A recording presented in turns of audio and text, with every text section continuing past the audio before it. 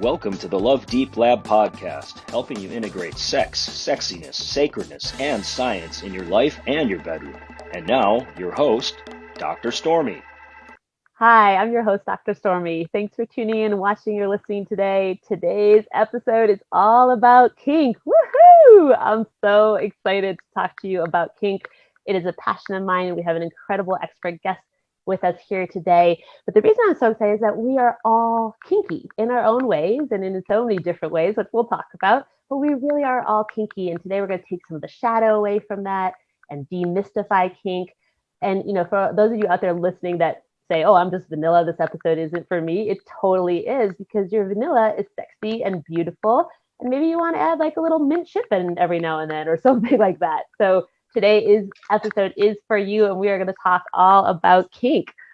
So I'm going to introduce our amazing guest with us today. We have Sara Rosen with us. She is a licensed social worker with a master's in education and human sexuality. Both degrees are from Widener University. Sara is a queer affirming therapist who has extensive experience working with LGBTQ+ young adults and clients navigating alternative relationship dynamics. Sara has a particular passion for supporting folks with fetishes, kinks, and alternative lifestyles. Sara helps clients to develop and understand their fantasies in a non-judgmental and celebratory way. Sara loves helping couples feel comfortable being vulnerable with each other and give space for them to share their uniquely authentic kinks and desires with one another. Welcome, Sara. So happy to have you. Hello. Thank you so much for having me. I'm happy to be here. It's such a unique space that you have created for yourself as a therapist and a kink expert. So I'd love to just start with how in the world did you get into this beautiful space you're creating? Okay, so I love that question.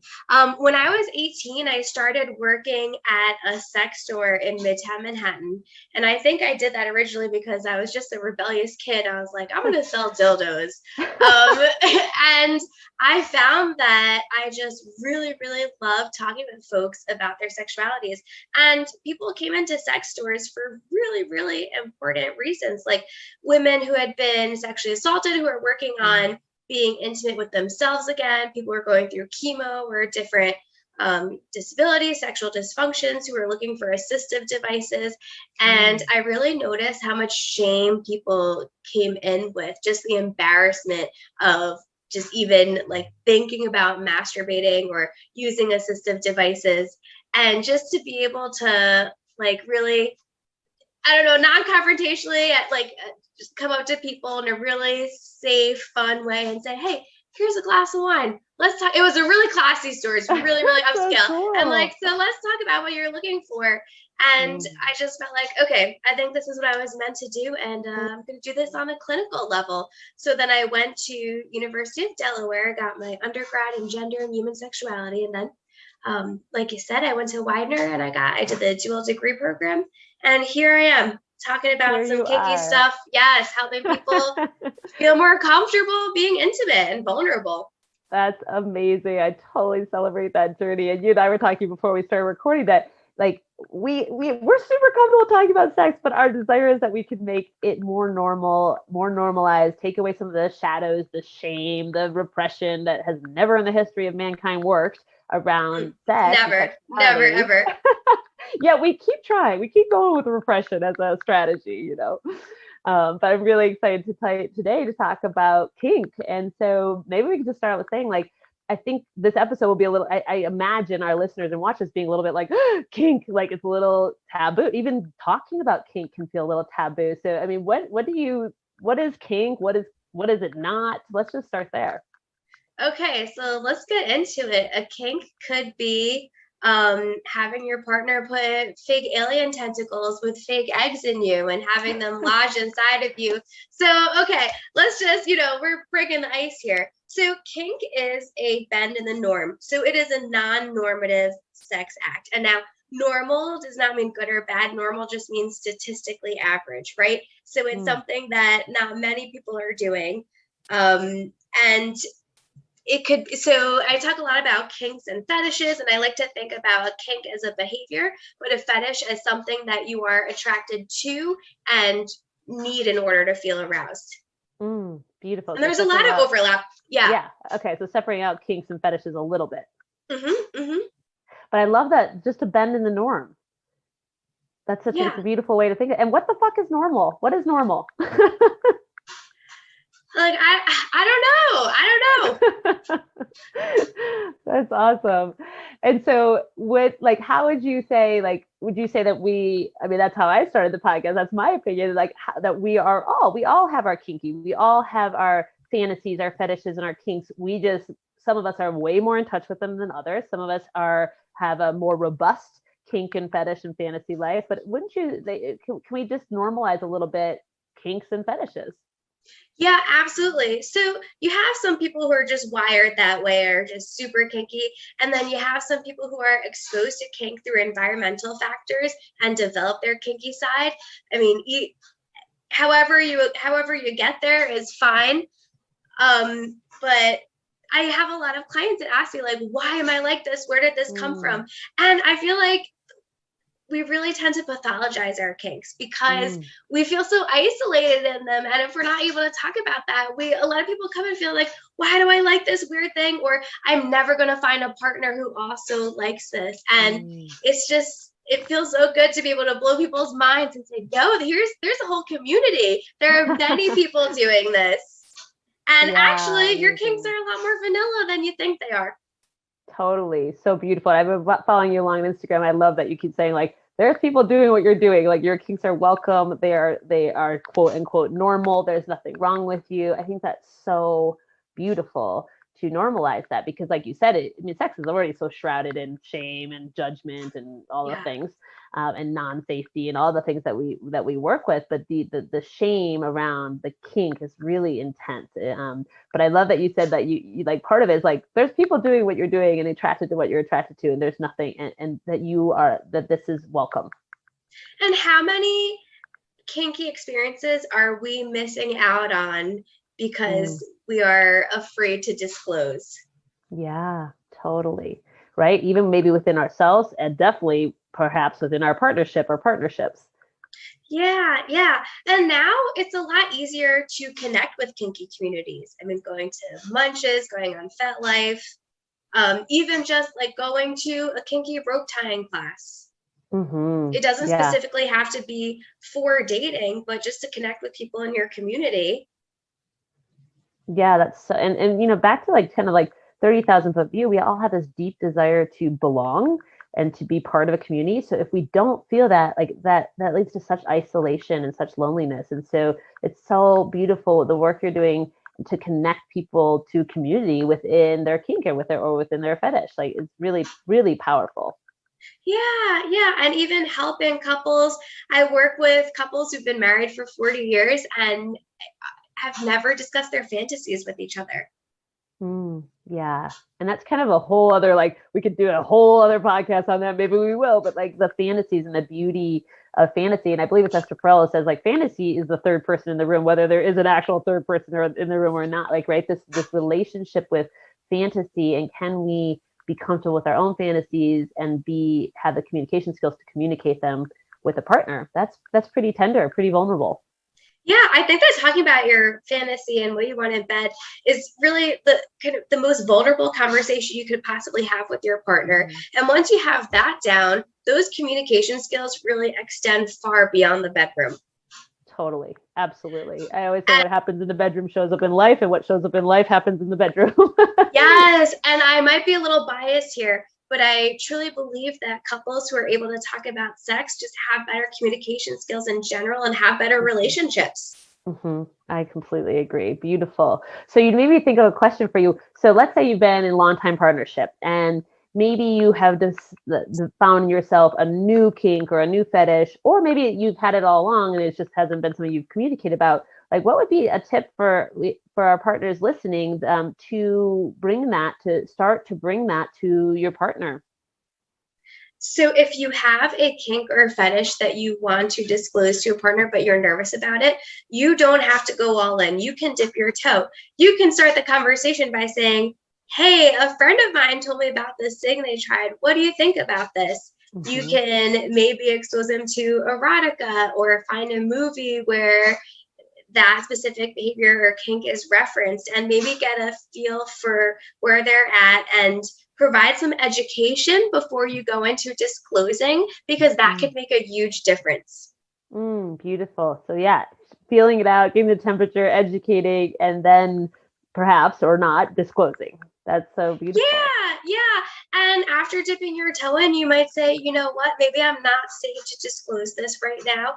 And you can also say to your partner, listen, there's something that I want to share with you that feels very scary for me to share with another person. And it would be really helpful for me if you could just be gentle with me. Beautiful. Right. And just clear communication, asking for what you need. Just ask for what you need. Yeah. Imagine.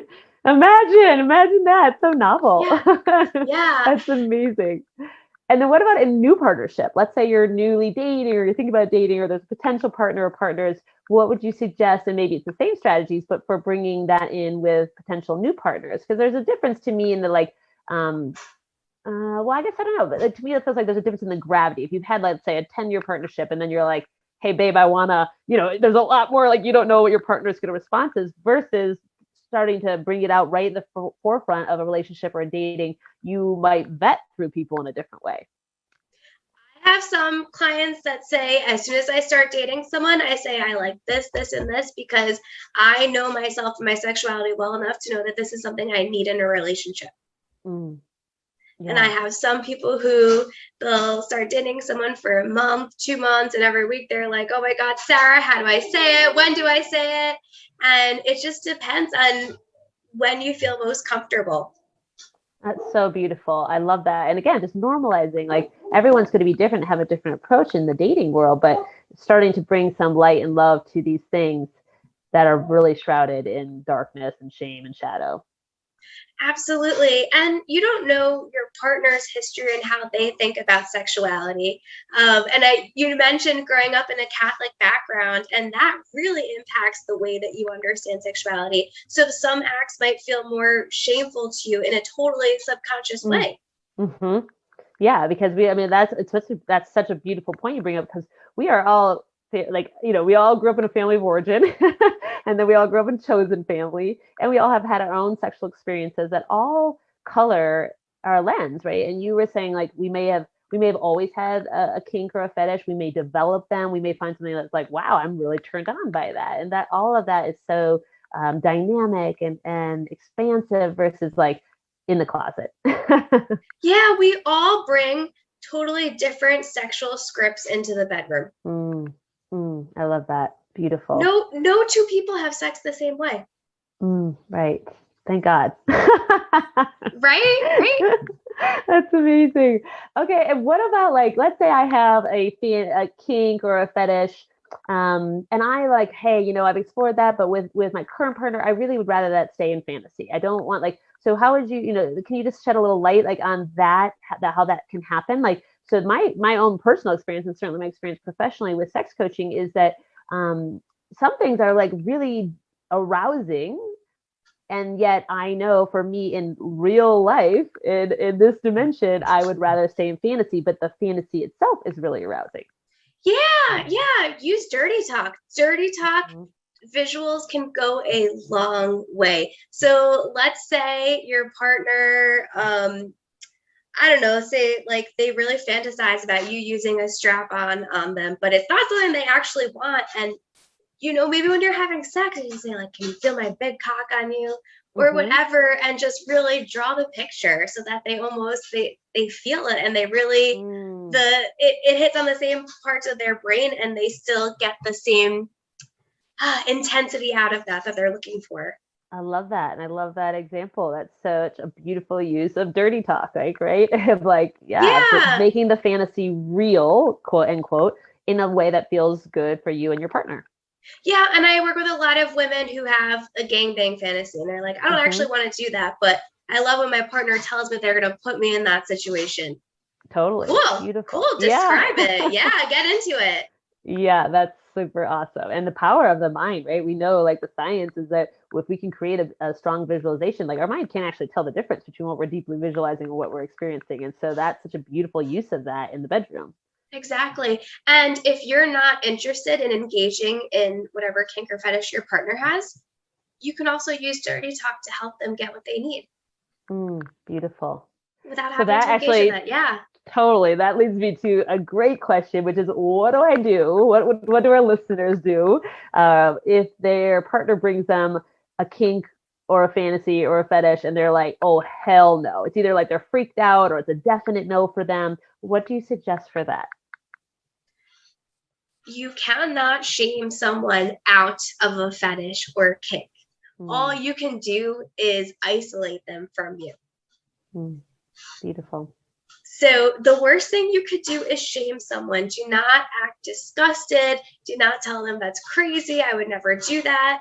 If you really are disgusted, try to learn a little bit more about it, but know that by shaming them, it's not going to go away. I love Ask that. them, yeah. Try not to judge your partner. And if you are really confused about it, sit with it for a little bit, because if you feel really shocked, you might say something totally inappropriate that could do a lot of damage to your relationship.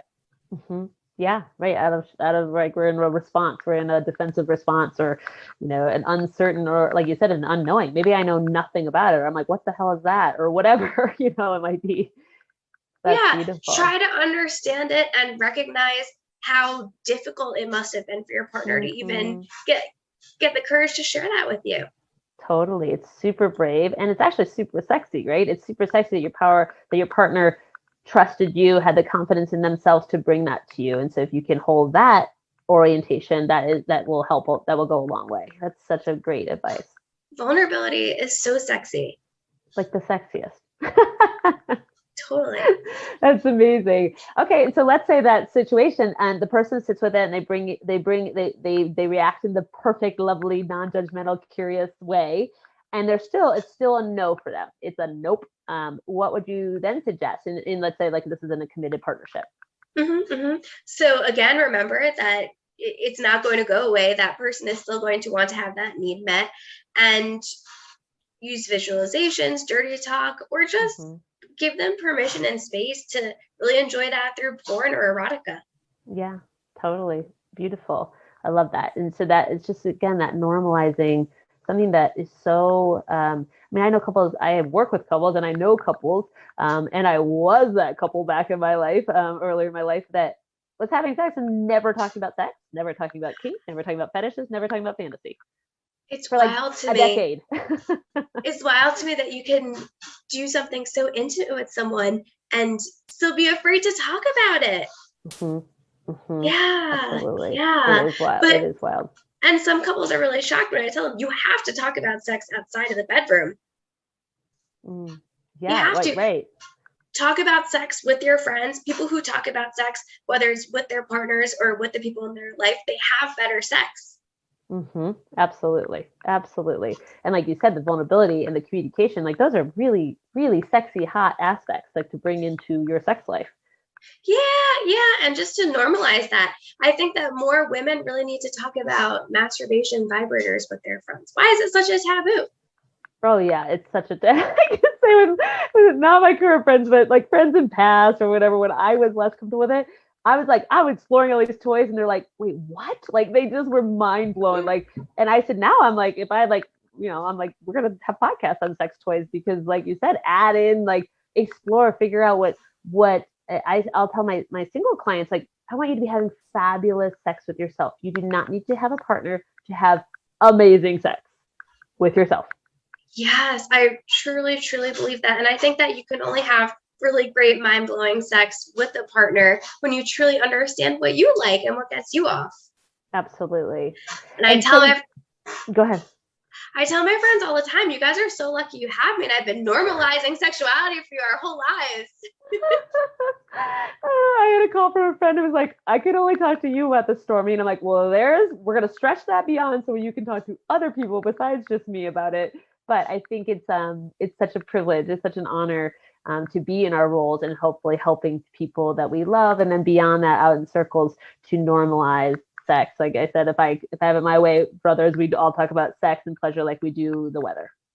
And sometimes I just do that in real life. Sometimes someone's got to do it, and I feel like I'm not threatening enough that I can talk graphically about sex in different spaces and sometimes it's shocking and sometimes it really gets the conversation going. And I love in my normal life when I can get people who don't typically talk about sex to really feel comfortable doing that. It's amazing. It's like a superpower you have. It totally is. I love what I do so much, and I feel very, very privileged to do what I do. That's amazing. That's awesome. I agree, and I feel the same. So that is so beautiful. So would you say for couples and singles, kink, fetishes, fantasy is a great way to like spice it up, to add in some spice and some variety? Yeah, really tap into your most authentic and animalistic actions and behaviors. And I don't think that you need to have kinky sex all the time. I think you can go back and forth. Sometimes you might want to have a vanilla quickie. Sometimes you should have sex that is planned out. I'm a huge fan of pre-planned sex. Me too. I think some of the best sex is planned out because that's how you can get into the really, really kinky stuff. A lot of times you got to prepare tools and outfits and scripts ahead of time and do your research. Oh, hell yes. Yes. There's just this misconception that like super kinky explosive sex should happen out of nowhere or should happen spontaneously. And it just doesn't work like that. Mm-hmm. Yeah, I completely agree. I love that. So that totally leads me to, we always do sexy homework in this podcast. Mm-hmm. And so do you have, Sarah, like 2 ways that our listeners and watchers can start to explore kink or fetishes or start to practice them? Whatever you would suggest for our sexy homework this week. Yes, I do. I'm a big fan of porn and erotica and exploring. So there's this website that I love. It's called Fatlife.com. No, I'm sorry, not Fatlife, myfet.com. And it's kind of like an OnlyFans website, but they work with more alternative fetishes, but they have the most expansive list of kinks and fetishes I've ever seen in my life.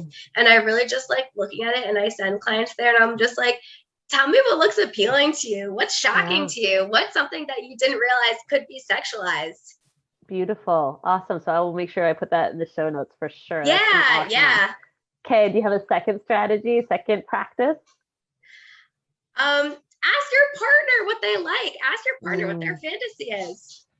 Start that conversation. If you can leave this podcast episode with one thing, is ask your partner. So beautiful. Like? Yes. What haven't we tried? What can we try, baby? That's so great. I love it. That's beautiful. So I always lately I'm ending our podcast, closing our podcast with questions for you, Sarah. So our kind of pillars of Love Deep Lab podcast are sex, science, and sacredness. So I'm just going to ask you a little speed round of questions. So what makes you, Sarah, feel super sexy? I'm a big fan of pre-planned sex. Yep. Having a plan, having everything ready to go. That's when I feel most confident. Yeah. I love it. Like you said, all the accoutrements, there might be a script that needs to happen. That's beautiful. Exactly. Give me a few days even. Plan some magic. Yeah, let it build, right? Like that's like all the sexting and all the stuff that can go into that. Beautiful. Awesome. Yeah. So then science. So you are a clinician. So what part of the brain or the body or, just science in general, like kind of really turns you on, really like makes you excited? Using sensate focus, helping people get outside of their heads and just really feeling every part of their body instead of focusing on their genitals. Oh, it's one of my favorite practices. I totally agree. It's so beautiful. Awesome. And then sacredness. So what do you hold sacred? I guess I would say at this point in my life, my privacy. So beautiful. Yeah. That's so awesome. Yeah. Totally. Isn't it funny how it changes? At least for me, what I held sacred 10 years ago would not be what I hold sacred now, Yeah. And as much as I like to talk about sexuality and talk about my own sex life, at this point, it feels really good to have some things that I just keep private between me and my partner. That does feel very sacred and special. Beautiful. Awesome. Well, thanks for sharing that so intimately. I love it. And so as we move to close, how can our listeners and watchers find you and learn more about the incredible work you're doing in this space? So you can follow me on Instagram and TikTok at the Kink Therapist. And you can find me. I work at the Long Island Institute of Sex Therapy. You can Google Sara Rosen Sex Therapy and check me out there. Awesome. I highly recommend following her along, and I will put all of that in the show notes. And thank you, Sarah, for sharing time and your brilliance and your expertise today. Thank you so much. It was a pleasure. And thank you to our listeners and watchers. Thank you for being brave and opening your hearts to love deep. See you next week.